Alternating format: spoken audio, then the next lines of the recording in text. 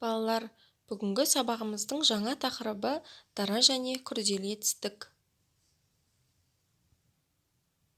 Оқу мақсаты күнделікті өмірде кездесетін жағдаяттарға байланысты сөйлеу мәдениетін сақтап, диалогке қатысу.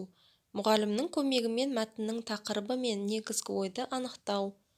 Бас әріп пен кіші әріптің биіктігі мен мөлшерін сақтап, оларды байланыстырып көлбеу және таза жазу. Балалар, етістік құрамына қарай екіге бөлінеді.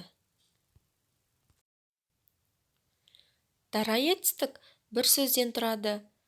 Мысалы, жазды, көрді, ұшады. Ал күрделі етістік дегеніміз 2 не 3 сөзден тұрады.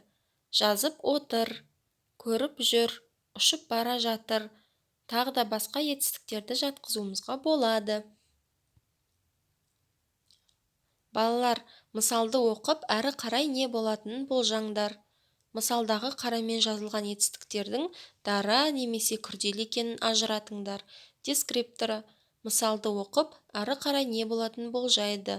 Мысалдағы қарамен жазылған етістіктердің дара немесе күрделі екенін ажыратады. Балалар, дәптерімізге өлеңді қатесіз көшіріп жазыңдар. Өзі мықты не деген, жүгі қандай зор еді, тіп-титімдей денемен тау көтеріп келеді. Етістіктерді тауып, астын сызыңдар. Дара немесе күрделі екенін ажыратыңдар. Дескрипторы. Өлеңді мәнерлеп оқиды. Өлеңді қатесіз көшіріп жазады. Етістіктерді тауып, дара немесе күрделі екенін ажыратады. Балалар, үйге тапсырма. 80-ші бет, 29-ші жаттығу. Дара етістікті күрделі етістікке айналдырып жазыңдар. Өсті, өсіп келеді.